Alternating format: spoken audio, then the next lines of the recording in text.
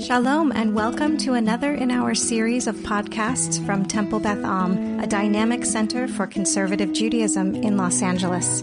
This is a recording of a Shabbat sermon by Rabbi Adam Kligfeld. We are in much of Jewish America, and even at Beth in Los Angeles, amidst a very diverse Jewish city, with a diverse array of Jewish ethnicities, even within our community, we must admit, quite, as they call it now, Ashkenormative. The professional religious leadership of the community all come from Ashkenazi backgrounds. And in general, our approach to liturgy and holidays and most of our tunes hail from the Eastern European part of the Jewish world.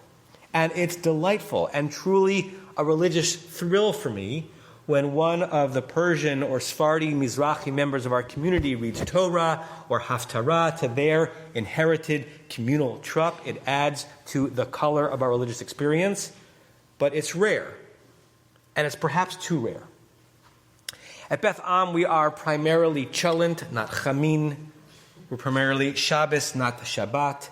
We are a Yiddish-inflected practice. So much so that I once received an unexpected email from a Beth member who comes from a Mizrahi family who felt wounded and excluded even by our use of the word shul. Shul is such a common word in American Jewish parlance. We don't think when we use it about the cultural origin or the etymology of the word. We just use it as a more Jewy word than synagogue or temple. But it's Yiddish, of course. More Ashkenormativity. And in the email, I was being asked to be sensitive to that. It's a worthy request. This past week, I learned of a very non-Ashkenormative Jewish practice. One which I wish I had learned the previous week, because it might have informed my own practice. It might have illuminated this past week, which, as many of you know, has been institutionally challenging in some ways. Tunisian Jews, a very proud subcommunity of Sephardi Jewry, and I have a cousin in Israel who married into a Tunisian Jewish family, they have a fascinating custom post-Hanukkah. What do most of us do when Hanukkah's over? At some point, after all the candles burned down the last night, we pack up our Chanukiot, we place them back on the shelf in the break front, or maybe in that cabinet next to our Pesach dishes.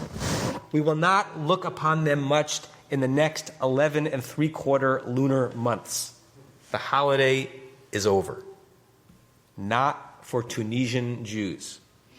As my friend and colleague Rabbi Barry Katz told me and then taught his congregation, Tunisian Jews, first of all, hang their Chanukiot outside their homes during Hanukkah, and that's at least parallel to many of our customs, which is to light them in a spot in our homes which is visible from the outside. But the Tunisian custom is very exact, first of all. They hang their 7 tfachim, or handbreadths, from the ground, and 4 handbreadths from the doorpost, just opposite the mezuzah. And their custom persists. They leave their Chanukiah there until Purim, connecting one miracle to another. They don't actually light it those nights, but they display it, and they see it when they walk by or into their own homes, and others see it. This is a Jewish home in the dead of winter. This is a home that believes in miracle. This is a world, that custom must be saying, that needs miracle and illumination. Nobody puts baby in the corner, and nobody puts a Tunisian Chanukiah away until after Purim. I find this custom marvelous. And it's evocative of other customs in our tradition that link one holiday to the next, as if we can live our ritual life jumping from one peak moment to the next in this archipelago of calendrical high points. For instance, the custom that I learned from my teachers for how to sing the last verse of the Megillah on Purim is not to sing it to the standard Megillah trup, but rather to sing it like this. Ki Mordechai HaYehudi Mishne LeMelech Achashverosh Vegadol HaYehudim Veratzui LeRov Echav Doresh Tov Le'amo V'daber Shalom Lechol Zaro, which is sung to the tune of Adir Hu, from the songs at the end of the Haggadah. The Megillah may be over, but Pesach is coming soon. Now that musical allusion may strike terror in some rather than awe, but it's a very intentional linkage. We want to stay in heightened holiday mode. But the Tunisian custom is more powerful than that. It's more than a musical ligament attaching one holiday to the next. It's a custom that reminds those who practice it, and maybe we should consider it, that miracles happened and they may happen again. That there was joy and there will be joy. That there was light and that we need light. I wonder, and I have no way of knowing, I haven't done the research, if this custom has to do, at least in part, with one of the most wonderful and most odd of Talmudic texts. A text which seems to undermine the main Talmudic treatment of Hanukkah. Remember, it was the rabbis of the Talmud who transmuted a military victory by the Hasmoneans, the Maccabees, into a spiritual revival and a miraculous story about oil lasting and rededicating the temple. They turned it into the most Jewishly particular of holidays you could imagine, restoring Jewish sovereignty and Jewish worship to the Jewish temple in the Jewish capital of the Jewish nation. But elsewhere in the Talmud, in Tractate Avodah Zarah, which ostensibly is a tractate legislating against any form of idolatry, there is a wonderful tale, a wonderful midrash, that draws at least subtle association to idolatry and to ancient pagan winter rituals that are evocative of our own festival of lights. The Talmud imagines Adam and Eve, Adam and Chava, in their first months of life. And if you're going to understand the internal logic of the Midrash, you need to embrace the Talmudic notion that the world was created when? On Rosh Hashanah, of course. As we say, Hayom Harat Olam, today is the birthday of the world. So Adam and Eve were born towards the end of summer. They lived their first few months as the calendar, as it were, moved through October and November, which means they witnessed days getting shorter and shorter, with fewer hours of sunlight. And this was their first experience of it. According to the Midrash, they started to get nervous. They knew how precious the sun was for warmth and for light. If the pattern continued, they would be shrouded in cold darkness. They would die. And concerned that the world was ending because of their sins, they decided to fast. For how long? 8 days. You can see where this is going. And then, after 8 days of fasting, the first winter solstice arrived. The days, by their measurements, started to get longer. The rhythm had reversed.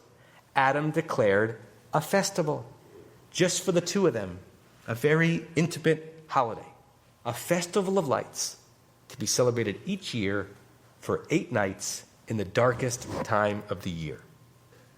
This is a Talmudic fantasy of a primordial prehistory origin of Hanukkah, as if the historical story that took place in the 2nd century BCE was preordained, awakening an 8-day festival of light that is as old as the world itself.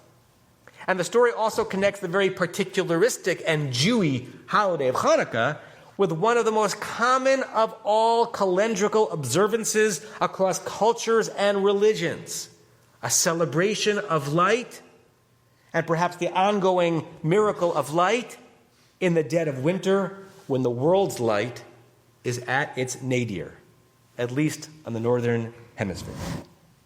Now, I know that we're a lunar religion, and that halachic Hanukkah, it journeys over the years from the end of the November, Thanksgiving, and to the beginning of January.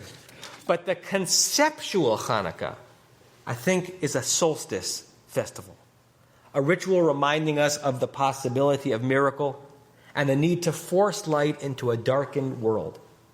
And for the Tunisians, that just begins at Hanukkah, at the darkest time of the year. And it takes us all the way through the dark months until the precipice of spring. I love how that Talmudic story ends.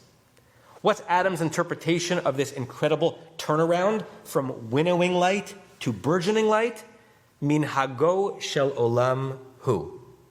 It's just the way of the world. It gets dark over and over again, and then somehow the light shines.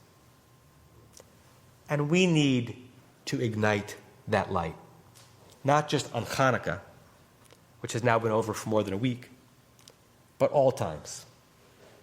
Which brings me, of course, to the sequel to Mary Poppins, which I consider to be an utter abomination.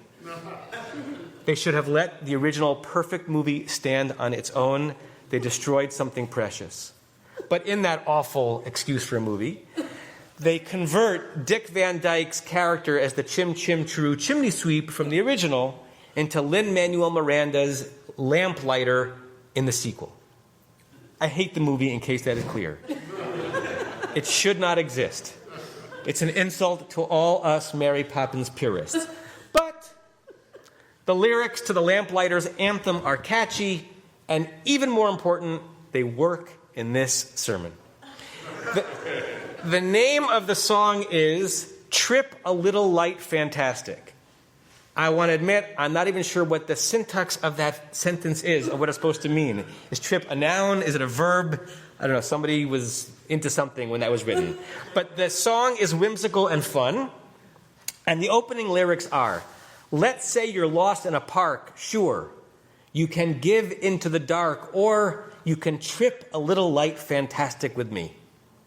I think the Tunisians would like that, as they trip a little light fantastic all the way from Hanukkah to Purim. It continues, when you're alone in your room, your choices, just embrace the gloom, or you can trip a little light fantastic with me. Of course, it's Disney, it's overly simple and facile, it's very pat, it's very hard to do when you're in the gloom. But then again, there may be nothing more human than trying to shine light in the dark, and maybe nothing more Jewish. I realize that I rarely quote the Rabbi Menachem Mendel Schneerson. I'm not sure if I should say of blessed memory or not, because you never know.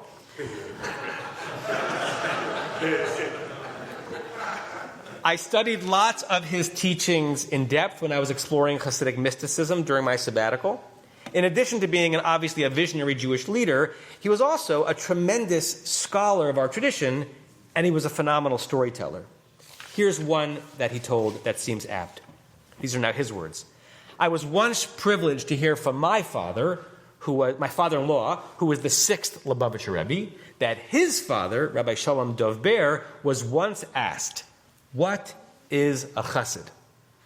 He replied, a chassid is like a street lamplighter. In olden days, there was a person in every town who would light the street lamps with a light he carried at the end of a long pole. On the street corners, the lamps were there in readiness, waiting to be lit. Sometimes, however, the lamps are not as easily accessible. There are lamps in forsaken places, in deserts or at sea. There must be someone to light even those lamps, so that they may fulfill their purpose and light up the paths of others. So a chassid is one who sets out to light the lamps, to light up the souls of Jews with a light of Torah. And though I struggle with some of the way Chabad positions itself in the world, they really have carried out that charge with incredible intensity and focus. And boy, do we need some Hasidim like that these days. Boy, do we need to be Hasidim like that. These are dark times. We are heavy with loss and worry. We are laden down with complicated decisions, like the one we had to make about Shabbat afternoon this week. And many of us are wondering when and if and how light will return to Israel, to Jewish life in America, when and how this palpable darkness will lift. I'm not sure about the when, but I feel more confident in the how, and certainly in the who. Judah in our Parsha knew it. He approaches Yosef because someone needs to be the one to bring a brother out of a pit, a family out of chaos, and a society out of darkness. Stop waiting for another to do it. And Lin-Manuel Miranda and the Lubavitcher Rebbe, a pair likely never paired together before, they knew that to be a lamplighter is a holy act. It takes courage to bring light when and where it is obscured. And hopefully those who come to my home this Shabbat afternoon, and you're all invited, will show that they know that the big story of the weekend, however it may be spun in the media, is that Beth Am gathered in inspiring numbers to pray and to learn and to end Shabbat together. Haters be damned. And the Tunisians knew. It depends on you. Keep your Chanukiah out to remind yourself and others that you must bring the light until Purim and beyond. You have been listening to another in our series of podcasts from Temple Beth Am, a dynamic center for conservative Judaism in Los Angeles.